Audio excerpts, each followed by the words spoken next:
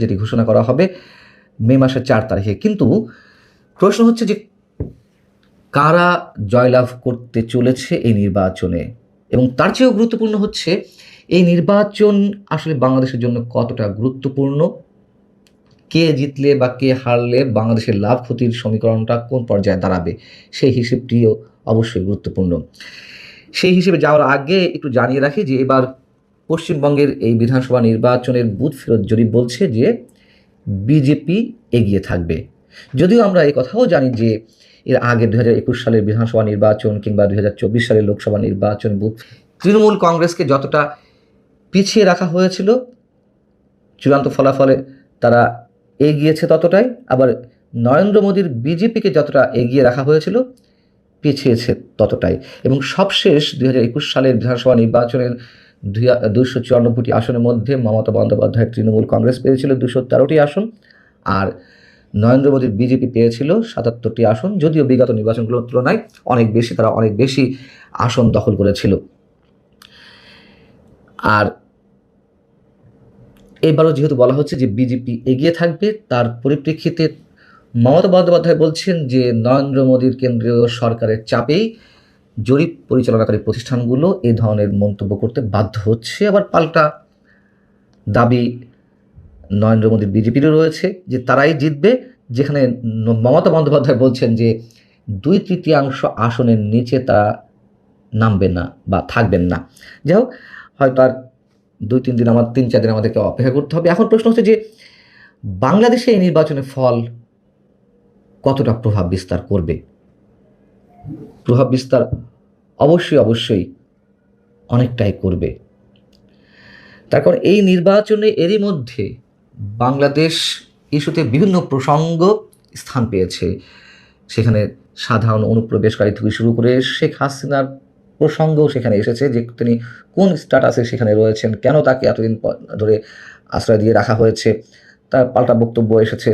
আবার বাংলাদেশ এবং পশ্চিমবঙ্গের মানুষের মধ্যে যে অভিন্ন সাংস্কৃতিক পরিচয় এবং মূল্যবোধ, সেই সব বিষয় তো রয়েছেই। মন্ত্রী হবেন, আর বিজেপি জিতলে সেখানকার বিরোধী দলীয় নেতা শুভেন্দু অধিকারী তিনি হবেন মুখ্যমন্ত্রী। এখন মমতা বন্দ্যোপাধ্যায় সম্পর্কে অনেকে যেটি বলেন যে তিনি বাংলাদেশ সীমান্তে অনেকটা ঢাল হয়ে আছেন। কেমন ঢাল? ভারতের নরেন্দ্র মোদীর বিজেপির শাসিত যে সরকারগুলো রয়েছে সেসব জায়গায় যে উগ্র সাম্প্রদায়িকতা ছড়িয়ে দেওয়ার অভিযোগ রয়েছে, সেখান থেকে পশ্চিমবঙ্গ অনেকটাই মুক্ত। আর যদি বিজেপি সরকার গঠন করে, সেক্ষেত্রে বাংলাদেশ সীমান্তে অস্থিরতা বাড়তে পারে। পশ্চিমবঙ্গের মুসলমানরা তো বটেই, বাংলাদেশের সংখ্যালঘুদের মধ্যেও উদ্বেগ বাড়বে, এমনটাই অনেকের বিশ্লেষণ। কারণ যদি বিজেপির উগ্র হিন্দুত্ববাদের শিকার হন পশ্চিমবঙ্গের মুসলমানরা, তার দেশ আবার বাংলাদেশে পড়ার আশঙ্কা রয়েছে, বাংলাদেশের হিন্দুরা আক্রান্ত হতে পারেন, খুব স্বাভাবিক, এর আগে যা দেখা গেছে। আর শুভেন্দু অধিকারীর ক্ষেত্রে বলা হয় যে তিনি কট্টরপন্থীদের মধ্যে আরও বেশি কট্টরপন্থী, যা তার বিভিন্ন কর্মকাণ্ডে কিংবা কথাবার্তাতেই প্রকাশ পেয়েছে। তিনি তার দলের হিন্দুত্ববাদী আদর্শ অনুসরণ করে সনাতন ধর্মাবলম্বীদের অনুভূতি কাজে লাগিয়ে রাজ্যের রাজনীতিকে একটা অন্য সমীকরণের দিকে নিয়ে গেছেন।